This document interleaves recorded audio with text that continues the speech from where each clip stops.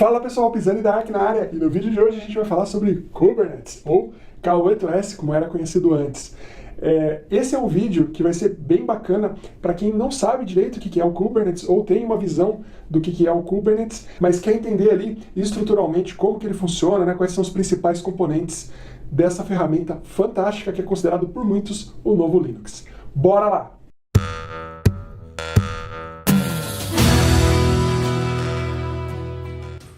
Bacana, pessoal! Antes da gente começar esse vídeo, deixa eu dar um recadinho rapidinho para vocês, tá? A gente está fazendo uma série de pequenos conteúdos que a gente vai começar a postar com a parte prática do que a gente explica aqui na lousa, tá? A gente explica aqui nesse formato com a lousa. Então, nesses pequenos vídeos, a gente vai ter realmente os comandos mesmo, tá? O hands-on ali, para mostrar funcionando na prática. Então é bem importante que você esteja inscrito no canal para que você consiga acompanhar, receber as notificações e acompanhar essa parte prática também. Esses vídeos, os práticos vão ser bem curtinhos, tá? A ideia é que a gente seja bem objetivo, comando a comando a gente vai trazendo ali para vocês colocarem aí na biblioteca de vídeo de vocês e vocês conseguirem consultar depois no futuro, né? De forma bem pontual, ao invés de ter que ficar procurando no vídeo, correndo no vídeo, você já vai ter o vídeo exato ali com o comando certinho que você precisa, tá bom? Então, bora lá pro vídeo. Eu vou começar explicando como é que o Kubernetes funciona, tá? Como que é a estrutura dele. Então vamos só entender do começo, tá? A gente teve um vídeo anterior de Docker, se você não assistiu, eu vou deixar aqui no card, eu vou deixar em algum lugar aqui para você assistir ou ouvir, né? A gente tem esse conteúdo em podcast também, então para você acompanhar lá e entender o que é um container, tá?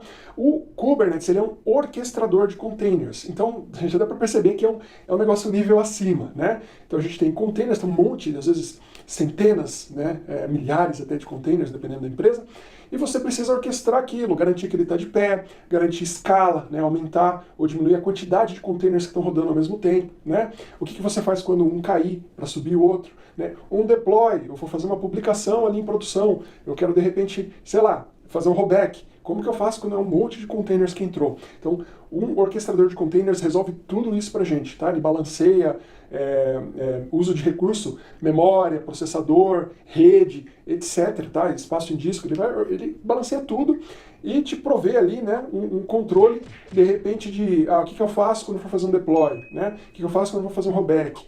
Eu derrubo uma máquina só e vou, né, derrubo uma, subo outra, né, na versão nova, o que eu faço? Então, um orquestrador de container serve fundamentalmente para resolver todas essas questões, tá? Na governança, ali no controle, na gestão dos containers, que fica complicado fazer na mão, tá bom?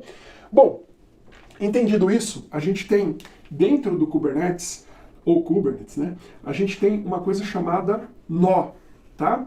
São os nodes, tá bom? Então vamos supor que a gente tem aqui o 1, né? Vamos deixar aqui node 2, node 3 e node 4, tá?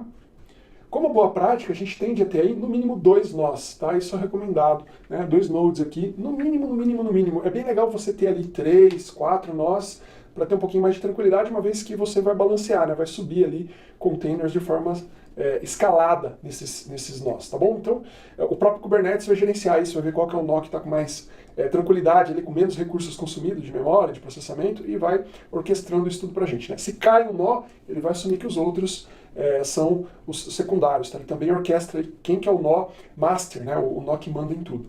Você consegue fazer na mão também, tá? Mas o Kubernetes, em geral, ele já faz essa gestão para você. Principalmente se você contrata ali de um servidor de cloud, tipo uma Amazon, né? Um Google Cloud, ou qualquer outro provedor aí de cloud, tá bom? Bom, entendido isso, dentro do Kubernetes, a gente tem uma coisa chamada pods. Com certeza você já ouviu falar nisso. O que é um pod? Tá? Um pod, ele é a menor coisa que a gente tem dentro de um cluster Kubernetes. Então vamos entender que isso aqui tudo, tá, é um cluster de Kubernetes, tá? Um cluster. Então a gente tem aqui nossa estrutura de pod, que é sustentada aqui por esses nós, tá bom? Então a gente tem os nós, e esses nós aqui, eles suportam uma estrutura toda aqui que é compartilhada entre eles, que a gente vai ter pods, tá bom? O que é um pod? Um pod é um espaço aqui dentro, onde a gente vai colocar containers, tá? Eu posso ter um container só aqui dentro? Um só? Posso. Posso ter um container só. Posso ter 2, 3, 10, 50? Posso, tá bom? Então, um pod é um lugar onde eu coloco containers dentro do Kubernetes, tá bom? Então, eu orquestro, eu coloco ali uma unidade escalável dentro do meu Kubernetes Não pode, tá bom? Esse pod aqui ele vai estar rodando em cima, dentro de um nó, dentro de um desses nós. Se eu falar que eu tenho duas réplicas dele, 3, 4, eu posso colocar essa segunda réplica no mesmo nó, mas também eu posso colocar ele em outros nós aqui, tá bom? Se eu falar que eu tenho 3, 4, 5 réplicas do meu nó, o Kubernetes vai colocando onde tem mais recurso, tá bom? Ele orquestra, ele gerencia isso pra gente. Então, isso é um pod, tá bom? É um espaço onde você coloca containers, né? A gente já falou que é containers no vídeo anterior, então aqui a gente consegue agrupar os containers, tá bom? Legal. O que a gente tem mais além disso? A gente tem aqui, tá, um conceito chamado réplica set. Você já deve ter ouvido falar também, tá? O que é um réplica set?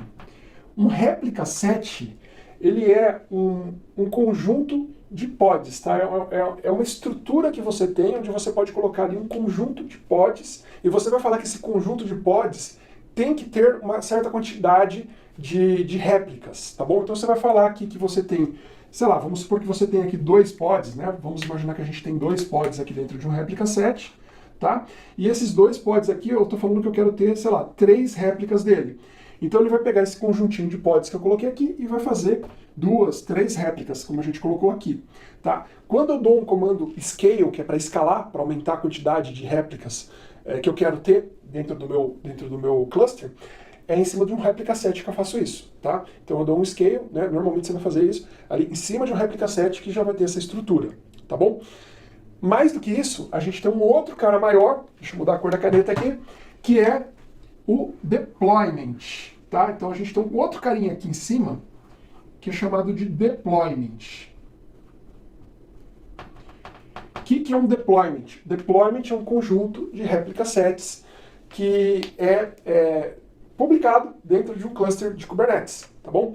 Para que serve um deployment? Um deployment ele serve para que você consiga fazer um rollback dele. Caso dê algum tipo de problema, você consegue voltar a uma versão anterior, ou 2, ou 3, ou 4, não importa, você consegue, ele fica persistido ali dentro, as versões que você tem, tá bom? Então você consegue fazer rollback das versões que você publicou. Então cada versão de deploy que você faz, fica registrado dentro do cluster e você consegue fazer um rollback. E quando você faz um rollback, o Kubernetes ele vai fazer isso de uma maneira orquestrada. Ele vai fazer com que esse pod aqui caia, aí ele sobe um outro da versão antiga, depois ele derruba esse e sobe um outro com a versão antiga também, de forma que vai ficar todo mundo na versão antiga. Então ele consegue orquestrar isso tudo, tá bom? Mais um conceito importante dentro do Kubernetes. A gente tem um conceito aqui de serviços. Deixa eu apagar aqui para ficar mais fácil de explicar. Ele também está ligado diretamente aos pods, tá? E você também coloca ele ali em cima de uma estrutura dessa com réplica set, com deployment, tá? Dentro do script que acaba indo. Mas os serviços, eles servem para o seguinte, tá? Imagina que a gente tem aqui os pods que a gente tinha falado, certo? A gente tem o pod 1 aqui e o pod 2, tá? E eu quero, imagina que isso aqui está, sei lá, num contexto de um réplica set, tá? A gente tem um réplica set aqui. Aí eu tenho um outro carinha aqui que tem um database, tá bom? Vamos imaginar que eu tenho um Redis aqui, que está aqui dentro mesmo, do mesmo cluster nosso, a gente tem um cluster do Kubernetes aqui, estou dentro dele, mas eu quero falar desse cara com esse cara, ele está num conjunto isolado, tá bom? Está em outro pod, ou está em outro conjunto aqui de pods. Para um cara enxergar o outro, para um pod enxergar o outro, o que eu preciso fazer? Eu preciso colocar aqui um serviço, tá? Que é, na verdade, um cara que vai abrir uma porta para mim, tá? O serviço aqui que a gente fala, né? Não, web service, nada disso. É um cara que abre uma porta, ele representa uma porta. Então vamos supor que esse cara precisa expor a porta 3002. Então eu exponho ele através de um serviço. Eu preciso expor uma outra porta aqui, né? Sei lá, 3003. Então esse serviço vai estar ligado a esse pod e vai expor essa porta aqui para fora, tá bom? E aí esse cara aqui vai poder chegar, por exemplo, num banquinho Redis, que ele também vai ter um serviço, né, que vai expor lá uma porta 5000 e alguma coisa, tá bom? Então, essa conectividade aqui vai acontecer através de serviços. E até então, aqui a gente tem serviços que são internos, tá bom? Então a gente está falando aqui de portas internas e não de portas externas. Quando eu quero colocar isso aqui externo, para alguém de fora acessar meu pod, vamos supor que aqui eu tivesse uma página web, tá? Eu tenho que criar um outro tipo de serviço que é chamado de load balance, tá bom? Então eu tenho que criar um serviço, é um serviço também, tá? É um SRV aqui, que é do tipo LB, de load balance. esse cara vai estar relacionado diretamente a um pod e vai possibilitar que alguém de fora acesse aqui, tipo via porta 80, 8080, né? Via HTTP, diretamente ali essa porta, né? Então tem um browser aqui fora, né? Acessando aqui esse cara através da porta 80, graças ao load balance. Então, se eu não tiver esses componentes todos dentro do Kubernetes, não vai funcionar, né? Porque você precisa ter um ponto externo para chegar no teu cluster, para chegar na tua aplicação. Bacana? Bom, gente, então, isso aqui é tudo que você precisa saber, né, a nível estrutural, né, a macro visão de como essa tecnologia é arquitetada, tá, os grandes componentes dela. Como eu falei, a gente vai ter vídeos menores aqui explicando como funciona cada um desses componentes, como que se cria cada um deles. A gente vai falar do Minikube também, que é uma forma de você colocar dentro da tua máquina ali um carinha pequenininho, né, um pequeno Kubernetes ali com tudo que precisa, né, para você fazer testes na tua máquina local. Tá bom? Então não esquece de seguir a gente para pegar esse conteúdo, para continuar vendo esse conteúdo e se aprofundar nele. Ok, gente? Super abraço e até a próxima!